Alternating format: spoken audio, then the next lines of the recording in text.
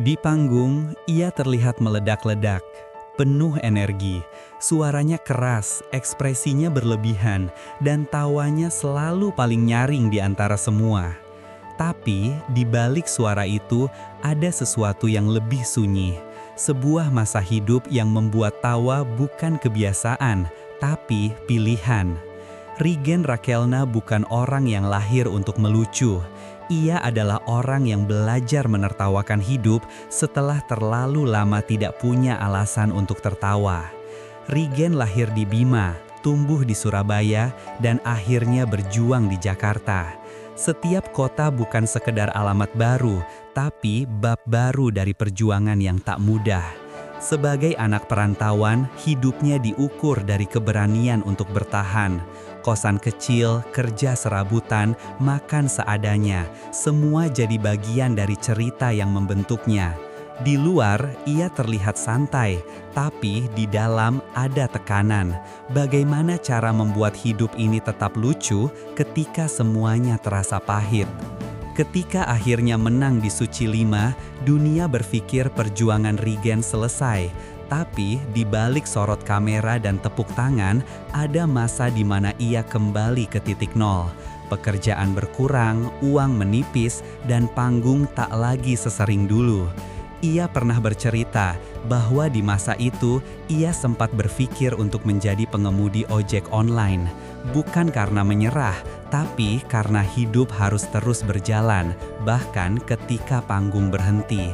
Bayangkan, seseorang yang dulu membuat jutaan orang tertawa, tiba-tiba harus mencari cara untuk bertahan di jalanan. Itulah masa ketika tawa terasa seperti kemewahan. Rigen dikenal dengan gaya marah-marah di atas panggung, nada tinggi, gestur besar, ekspresi meledak. Bagi sebagian orang, itu hanya gaya. Tapi bagi dia, itu terapi. Setiap punchline yang keluar dari mulutnya bukan sekedar lelucon, tapi katarsis. Cara melepaskan amarah yang tidak sempat diucapkan di dunia nyata. Ia membawa semua rasa frustrasi dari masa lalu, soal ketidakadilan, soal kemiskinan, soal stereotip orang Timur, dan mengubahnya menjadi bahan tertawaan. Tawa menjadi ruang aman. Di panggung, ia boleh marah tanpa dituduh kasar. Ia boleh jujur tanpa disalahpahami. Dan justru di situ, penonton tertawa karena mereka merasakan kejujuran yang sama. Tahun 2015 jadi titik balik.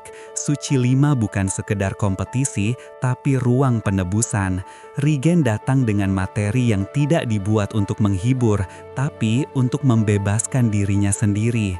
Di setiap beat, ia bercerita tentang hidup yang keras, tentang logat yang sering ditertawakan, tentang realita jadi orang Timur di dunia hiburan. Dan dari situ, penonton melihat sesuatu yang lebih dalam dari sekedar komedi. Mereka melihat kejujuran, dan kejujuran itulah yang membuatnya menang. Kemenangan itu bukan sekedar piala, itu bukti bahwa luka bisa dijadikan panggung, dan kesedihan bisa dijadikan kekuatan. Kini, setiap kali Rigen tertawa, tawa itu membawa sejarah yang panjang.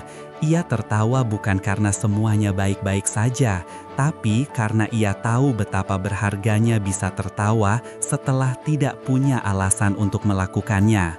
Komedi bagi Rigen bukan pekerjaan, itu penebusan.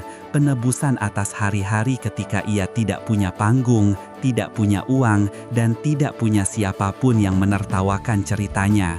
Tawa adalah bukti bahwa luka bisa disembuhkan dengan kejujuran. Sekarang, setiap kali ia naik ke panggung, ia membawa lebih dari sekedar joke. Ia membawa pengingat bahwa setiap orang punya cara sendiri untuk bertahan. Bagi Rigen, tawa bukan tanda bahagia. Tawa adalah bentuk tanggung jawab kepada dirinya, kepada orang-orang yang pernah senasib dengannya, dan kepada penonton yang datang untuk melupakan sejenak kesedihan mereka sendiri. Rigen Rakelna mungkin dikenal karena komedi, tapi di balik semua itu, ia adalah seseorang yang pernah kehilangan arah, lalu menemukan jalannya lewat tawa.